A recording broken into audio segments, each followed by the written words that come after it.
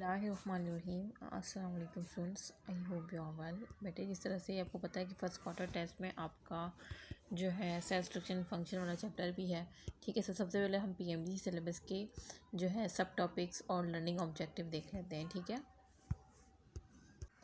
ये पीएमडीसी का सिलेबस है, ठीक है, जिसमें आप जो है सेल स्ट्रक्चर एंड फंक्शन के सब टॉपिक्स देख रहे हैं। यहाँ पे नीचे लर्निंग ऑब्जेक्टिव दिए हुए हैं। फॉर एग्जांपल पहला जो है सेल वॉल है, ठीक है। अब सेल वॉल में जो है आपको कंपेयर करना आना चाहिए सबसे पहले तो एनिमल और प्लांट सेल को। देन जो है आपको पता होना चाहिए सेल वॉल के क्या स्ट्रक्चर, प्रोकैरियोटिक सेल में क्या डिफरेंस है, सेल वॉल का क्या स्ट्रक्चर है, ठीक है। उसके बाद साइटोप्लाज्म, उसके ऑर्गेनल, साइटोप्लाज्म में कौन कौन से ऑर्गेनल होते हैं, कौन से डबल मेम्ब्रेन, कौन से सिंगल मेम्ब्रेन होते हैं, ठीक है। न्यूक्लियस के बारे में, एंडोप्लाज्मिक रेटिक्यूलम में सारे ऑर्गेनल्स हैं। Mitochondria, Golgi apparatus, Golgi complex भी कह सकते हैं, गोल्जी बॉडी भी कह सकते हैं, ठीक है। लाइसोसोम, प्लास्टेज या क्लोरोप्लास्ट कह ले, वैक्यूल्स, ठीक है। प्रोकैरियोट, यूकैरियोटिक सेल में क्या डिफरेंस है, फ्लूइड मोज़ाइक मॉडल क्या है, ठीक है। ये सारे ऑर्गेनल्स पढ़ने हैं, फ्लूइड मोज़ाइक मॉडल देखना है, लर्निंग ऑब्जेक्ट आप पढ़ लीजिएगा। वन बाय वन हम इसको नोट से पढ़ लेते हैं।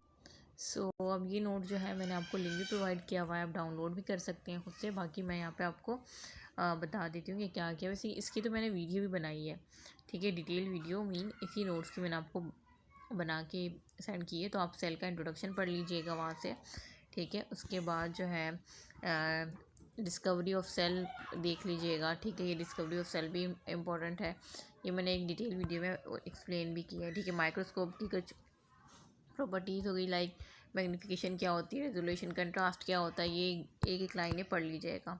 उसके बाद जो है प्रोकैरियोटिक यूकैरियोटिक सेल में क्या डिफरेंस है, ठीक है। बेसिक डिफरेंस तो आपको पता है कि भाई प्रोकैरियोटिक में न्यूक्लियस नहीं होता, यूकैरियोटिक में 2 न्यूक्लियस होता है, ठीक है। ये सारी चीज़ें हैं।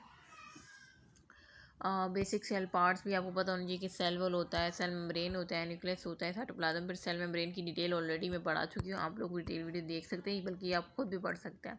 वैसे डिटेल वीडियो भी मैंने डाली हुई है, ठीक है। उसके बाद स्ट्रक्चर ऑफ प्लाज्मा मेम्ब्रेन देख लीजिएगा। ये सारी वो बातें हैं, मतलब आप जस्ट एक रीडिंग देनी है। ये PDF आपकी जस्ट 30 मिनट लेंगी, 30 मिनट में आपने एक दफ़ा रीडिंग देनी है, ठीक है। उसके बाद 15 मिनट में आपने रिवीजन कर लेनी है, ठीक है। तो ये 45 मिनट में आपको पूरा चैप्टर कंप्लीट हो जाएगा और देन आपने PP लाजमी सॉल्व कर लेने हैं, ठीक है। ये सारी फ्लूइड मोज़ाइक मॉडल की प्रॉपर्टीज़ और ये सारा स्ट्रक्चर दिया हुआ है। फिर उसके बाद सेल वॉल है, स्ट्रक्चर ऑफ सेल वॉल, ठीक है, ये देख लीजिएगा। फंक्शन देख लीजिएगा। अच्छा, उसके बाद आ जाता है न्यूक्लियस के, ये न्यूक्लियस की प्रॉपर्टीज़ देख लीजिएगा, स्ट्रक्चर ऑफ न्यूक्लियस, उसके जो है फंक्शन ऑफ न्यूक्लियस देख लीजिएगा। उसके बाद एंडोप्लाज्मिक रेटिक्यूलम है, साइटोप्लाज्म, और ये सारी चीज़ें बस एक दफ़ा रीडिंग देनी है। सारी चीज़ें वही है जो आप ऑलरेडी पढ़ चुके हैं, ठीक है। डायग्राम भी है, अब एक रफ़ होता है, एक स्मूथ होता है, ठीक है। तो इस तरह से आपको ज़्यादा अच्छी तरीके से याद रहेगा। माइटोकॉन्ड्रिया क्या होता है, इसे power house of the cell कहते हैं, ठीक है। गोल्जी एपरेटिस की डायग्राम के साथ जब आप पढ़ते हैं ना और डायग्राम देखते हैं तो वो चीज़ आपके माइंड में ज़्यादा देर तक स्टोर हो सकती है। लाइसोसोम्स क्या होते हैं, ठीक है, ये किससे प्रोड्यूस होते हैं, ये गोल्जी बॉडी से प्रोड्यूस होते हैं, ये आ सकता है। ये जो हाईलाइट है ना, ये सारे MCQs पॉइंट है। अब फिर उसके बाद पेरोक्सिसोम्स क्या है, ग्लायोक्सिसोम्स क्या है। अब देखिए इसमें मतलब आप बोलेंगे कि हमारे PMD सिलेबस में नहीं, बेटे इसमें सिर्फ 2-3 लाइंस हैं, ठीक है। ये 2-3 लाइंस अगर आप पढ़ लेंगे तो एक तो PP सॉल्व करने में भी आपके लिए आसानी होगी, और अगर यहाँ से आता भी है तो आपको इतना तो पता होगा ना कि what is peroxisome, what is glyoxysomes, ठीक है। उसके बाद प्लास्टेट्स, उसमें क्लोरोप्लास्ट है, क्रोमोप्लास्ट है, न्यूक्लियोप्लास्ट है, ठीक है। उसके बाद साइटोस्केलेटन आ जाता है, सेंट्रियोल आ जाता है, ठीक है। सेंट्रियोल में फिर ये माइक्रोफिलामेंट क्या होते हैं, इंटरमीडिएट फिलामेंट, माइक्रोट्यूब्यूल्स क्या होते हैं, वैक्यूल्स के बारे में डिटेल उसके फंक्शन पढ़ लीजिएगा, ठीक है। और ये वैक्यूल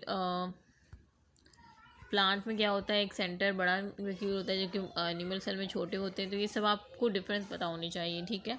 यहाँ पे मैं ऐड करती हूँ, देखें आपने कुछ भी कोई एक्स्ट्रा काम नहीं करना, PMDC सिलेबस को खोलना है और इस नोट्स को खोलना है।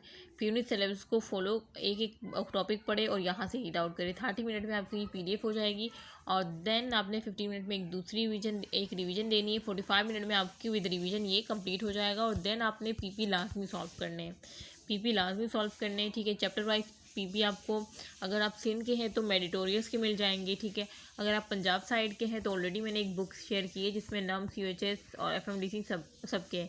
वैसे वो बुक मैं चाहूँगी कि तमाम प्रोविंस के बच्चे सॉल्व करें, क्योंकि उसमें ना टॉपिक वाइज बहुत अच्छे तरीके से एक्सप्लेन है चीज़ें ना, मतलब पास पेपर, हर टॉपिक से पास पेपर, तो वो काफ़ी अच्छा है। हाँ, अगर कोई सिंध का बच्चा है वो कहता है कि नहीं वो तो यूएचएस के लिए, तो बेटे वो आप भी सॉल्व कर सकते हैं। उसमें जो भी एमसीक्यू आता है जो आपके सिलेबस से आउट है, तो सिंपली उसको स्किप करके आपने आगे बढ़ना है, ठीक है। तो पीपी लाजमी सॉल्व करने हैं। वो बच्चे जिनकी 50% भी प्रिपरेशन है या 40% भी है, बस वो अगर पीपी को कर लेना, क्योंकि पास पेपर में से 50% तो आता ही आता है। 50% अगर आप पास पेपर से निकाल लेते हैं, पीपी से निकाल लेते हैं, और बाकी 30% आपकी जितनी भी प्रिपरेशन है उसका यूज़ कर लेते हैं, तो आपकी जो है पूरी 80% आपके मार्क्स आ सकते हैं अगर आप चाहें, ठीक है बेटे। तो यहाँ पे मैं एंड करती हूँ। मुझे अपनी दुआ में खास कर याद रखिएगा।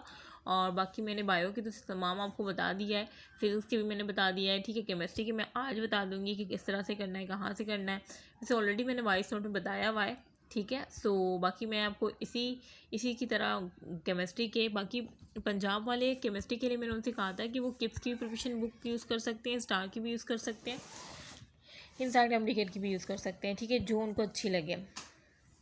एक दफ़ा पढ़ ले जो उनको समझ आ रही है, ठीक है। कि इसके लिए मैंने कोई स्पेसिफिक बुक नहीं बताई आपको, लेकिन मैंने फिजिक्स के लिए स्पेसिफिक बताई थी, ज़यान पब्लिशर, ठीक है। सो यहाँ पे मैं एंड करती हूँ। उम्मीद करती हूँ वो बच्चे जिन्होंने अब तक जो है फर्स्ट जो क्वार्टर टेस्ट है उसमें इनरोलमेंट नहीं करवाई, तो बेटे क्वार्टर टेस्ट में इनरोलमेंट करवा ली, क्योंकि क्वार्टर के टेस्ट के साथ आपको मॉक सेशन भी मिल रहा है, ठीक है।